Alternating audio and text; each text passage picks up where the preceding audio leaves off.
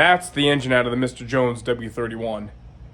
And I'm going to start taking that thing apart for good. We took it apart in the beginning of the project to verify and validate what a W-31 engine is.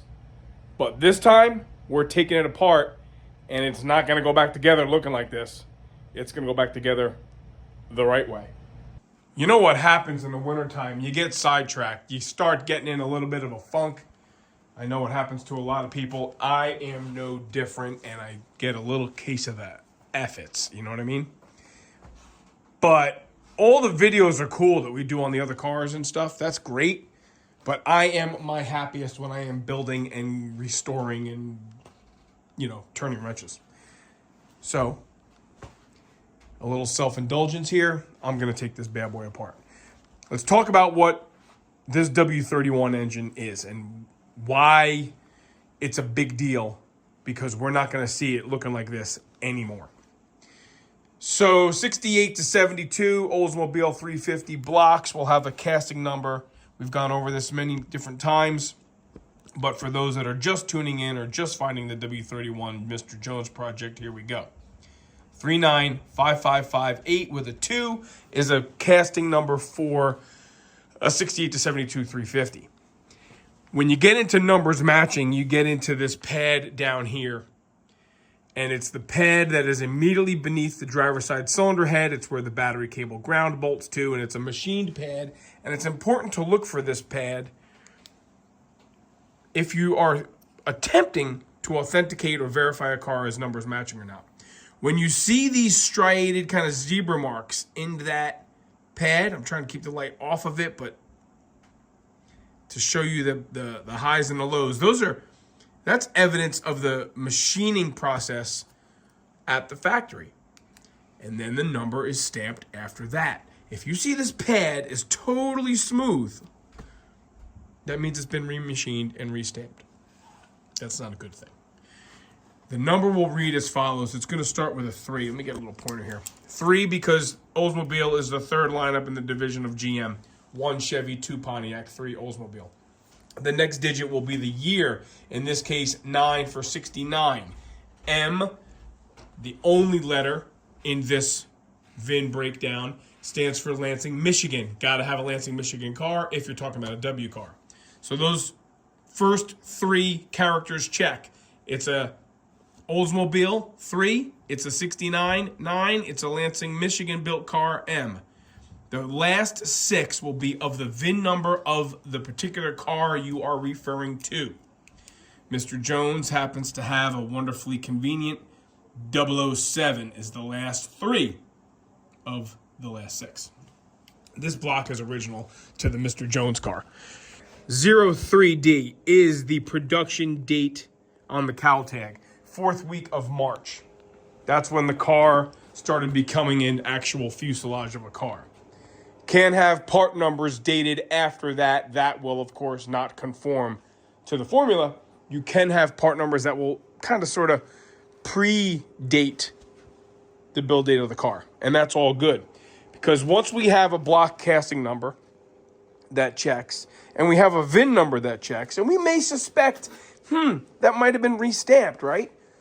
Well, the date code on the back of the block is back over here by the distributor. 85. 85 is the 85th day, in this case of 1969. And the 85th day of 1969 is March 26th. Perfect for an 03D. So the block, we are certain, is original. The next thing you'll want to check, obviously, you got number 5 cylinder heads, but we've gone over this dozens and dozens of times. 68, 69s will have number 5s. What makes them unique to W31s is the valve size and the springs. Can't tell that unless you start taking things apart, but you got to have number 5s. 6s will be for 70s. The casting number on an intake manifold is back here behind the carburetor, between the carburetor and the distributor. And the casting number is going to be 398663. So that will check. Okay. Over here in the front, and I'm doing this way so you can see I haven't taken anything apart yet. Over here in the front, between the thermostat housing and the carburetor, will be a date code. And that date code in there will get a better look when the air cleaner's off. is 73. See it up there? 73. That's the 73rd day of 1969. That's March 14th. We're in good shape there. We know the block is right. We know the heads are right based on the number. And we know the intake is right based on the casting number and the date code. The next thing you can check for originality is a distributor. Now, the distributor in a W-31 is not unique to a W-31. So the part number for 1969 is going to be a 1111, 4 ones, 9, aka Niner, 30. 1111930 is the correct part number for a small block distributor. The date code will look like this. In this case, 9C21. 9 for 69. C, third letter, equals the third month, March. Cool. 21, 21st day. March 21st of 69, the distributor was stamped.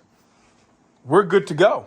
We know the KB pulley, not unique to a W car. We know this particular one is garbage. The KA pulley, very, very important, is here, and we will reuse that. It would have had a QX sticker on the oil filler tube, white with red lettering. QX meaning a W-31 4-speed. 69 being the first year of a W-31 automatic. You would, in that case, have a QD, Quincy David, if you had an automatic. This unit number on the oil filler tube is really not going to correlate to anything that we have paperwork for. The 9 does tell you it's from a 69, but the 48121, I think there's another number back there, 4. 481214, that is just the engine assembly number for the assembly line. Nothing we have that's going to correlate to that. 1969 only air cleaner base. Round hole for the breather on the passenger side. 68, like our Ramride outside, will have kind of a squared or D-shaped hole. Driver's side, making the 68 a 1 year and the 69 a 1 year. And obviously in 1970 is when they went to the outside air induction on the hood, no longer the dual snorkel. The lids are the same. One way to tell an original lid here, other than the very authentic patina, that's the remains of the sticker. Original lid is going to have a gasket underneath it, and it's going to have kind of like a reinforced little lip under there. That tells you that it's an original air cleaner lid. Now, we do not have a 255 carburetor, 7029255. Incidentally, we have three W-31s on the property. I don't have a 255, just being honest. So what I plan to do here today is start taking parts off, boxing things, labeling things, so we can get down into the nitty-gritty of the short block. While we have had the heads off to determine back when we started the YouTube channel, John and I took this thing apart, and we did take the heads off, and we know that it's bored 30 over. I have no idea where the cylinders measure. And also, full disclosure, see that yellow lettering on that passenger side head? And see that stamp that looks like 5251?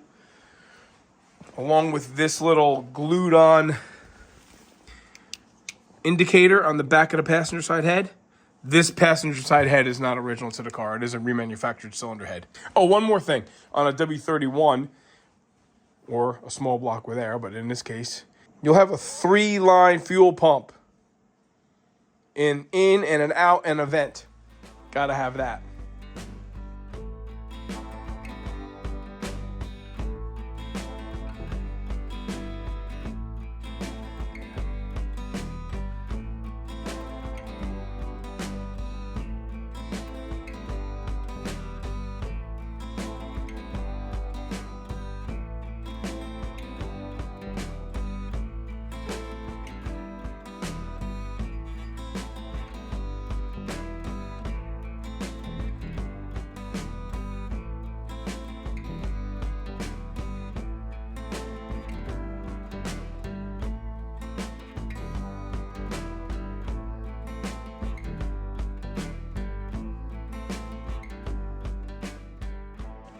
All right, because we had the engine apart before, this all came apart really, really easily. I just had everything hand tight.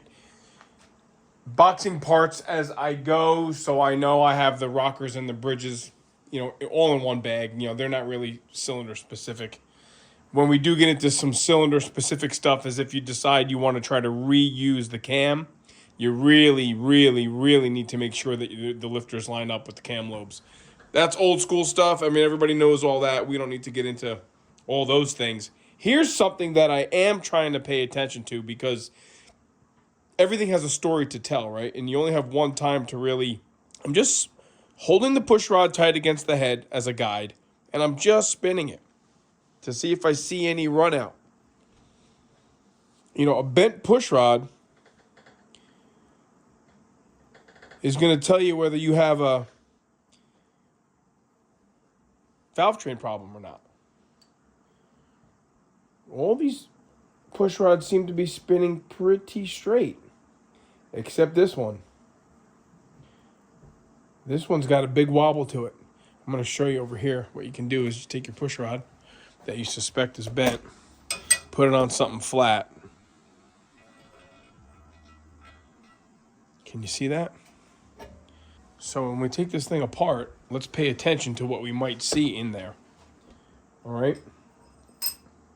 I'm going to put all the push rods in a bag. I put an X on the lifter bore and an X on the push rod hole in the head. And we're going to take this thing apart and see what we see. If we have a stuck valve, which might have hung up in a guide, and then the cam came up, bang, bent the push rod. We don't know. I did that in a couple Chevy trucks. Got a heavy foot there. All right, let's bag these push rods out, and we're going to zip these heads off.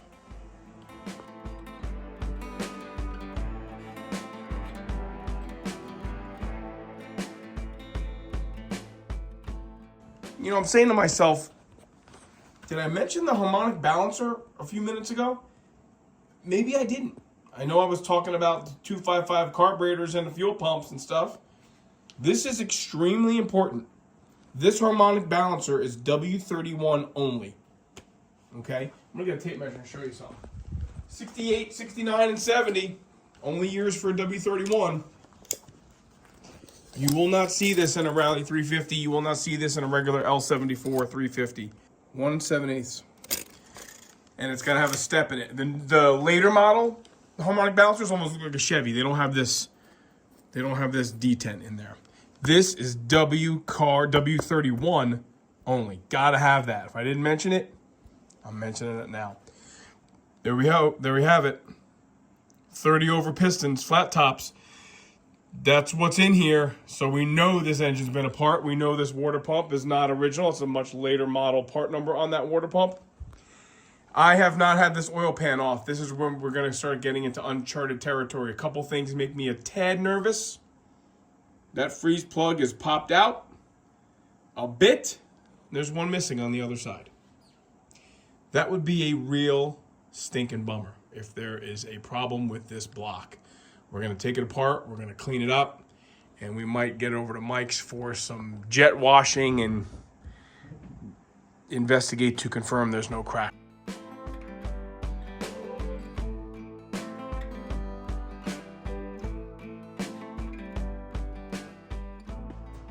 Here we go. We're going to pull the lifters out, and I'm going to clean them, put some tape around them, and label them. We're going to label them this way, okay? When I say left side, I mean left side of the engine, not my left side as I'm facing it. So left side is driver's side. Cylinder number 1 is here. So just intuitively, I want to start here, and I'm just going to label 1, 2, 3, 4, 5, 6, 7, 8.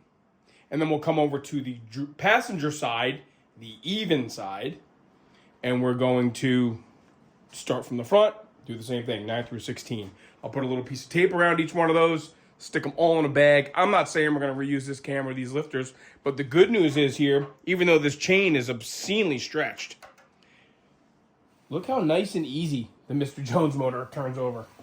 Man, oh man, that thing just like so nice compared to Alyssa's engine, because her engine was so stuck, we literally had to chisel pistons apart and cut the intake off with a Sawzall, and what a blanket nightmare that was. All right, here we go. Let's clean lifters.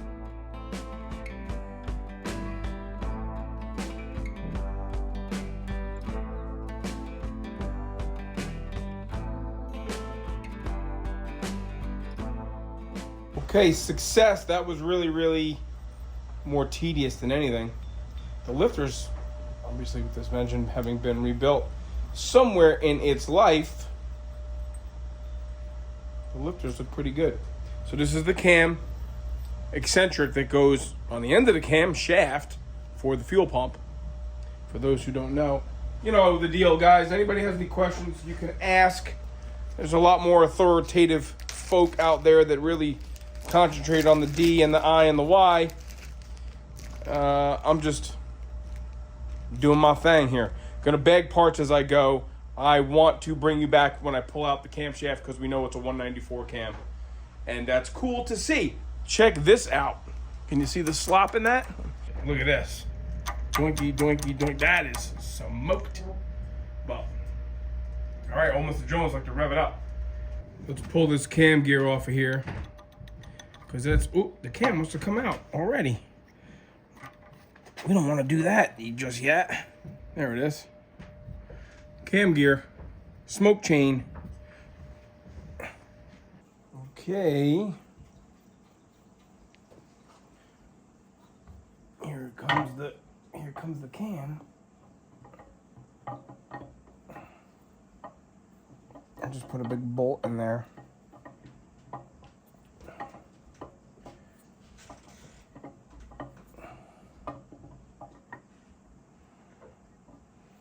And it's like, no matter how careful, I always feel like I'm being.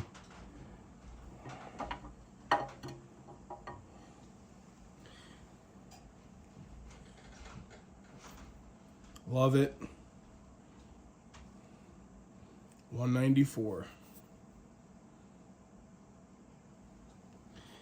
That's it, man. That there's the W-31 bump stick.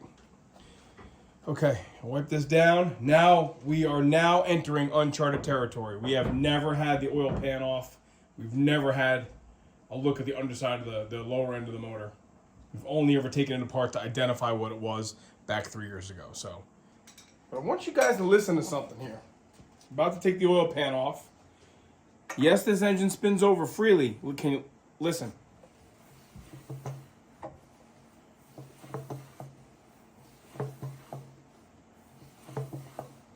We got some noise in there. Going to be interesting to see what it is.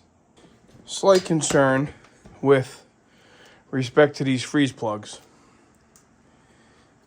You know, one there missing. One here almost out. I can't imagine that down in Georgia it got cold enough to pop 2 freeze plugs. But that is, again, what they're there for, right? They provide the weak link so that the block isn't, in theory. All right. Things should start going sideways here in just a moment. Hopefully not. Okay, you got 4 half-inch bolts. 1 in each corner, 2 in the front, 2 in the back. Who knows when this oil pan has been off last. It did have a Fram oil filter on it. And because I am like, you know, Fred W. Forensics, I'm going to contact Fram with that serial number that I found on there. I took a picture of it. I wonder if it's any way to give us some sort of a date so we can really definitively ascertain when the last time this beast had a oil and filter change. Well, at least certainly an oil filter change. Okay, there she comes. Come on, baby doll. Okay, you're seeing this with me.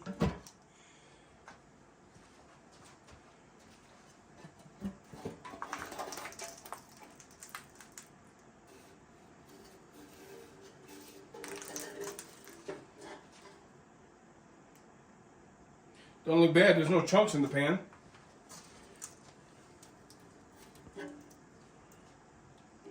Alright, let me put this thing down. See if we can't figure out what that noise is. Tell me if you see anything knocking.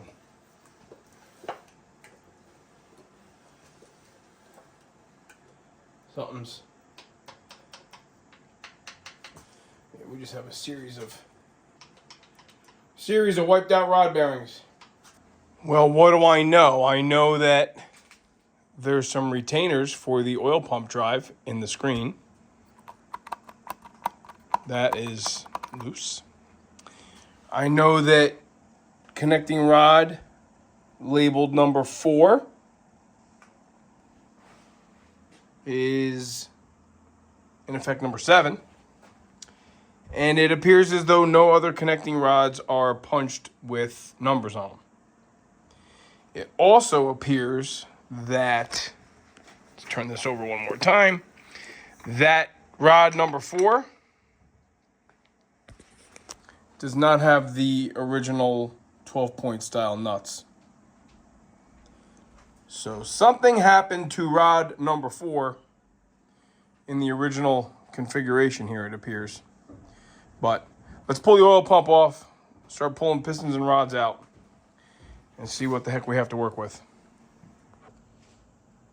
I had to break a few of the nuts loose. This is not something I care to rush through.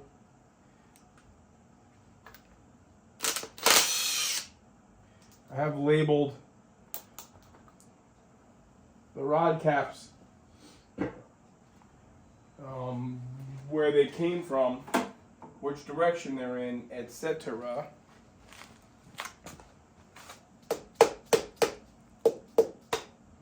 And that's how I'm going to do it. So the bearing is stuck to that crank. So you'll see here that I have a indicator here. As you can see it in the light, but number 1, arrow pointing forward. Let's see here.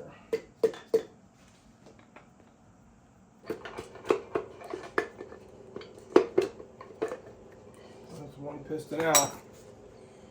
Nice and easy. Let's see what we got here in the way of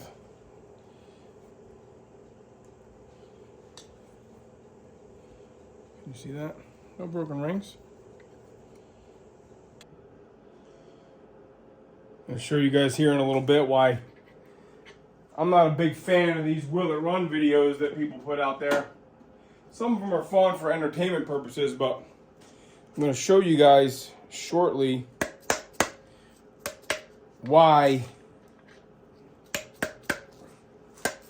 we don't want to do that, especially with a numbers matching, you know, collector car. You know what I mean?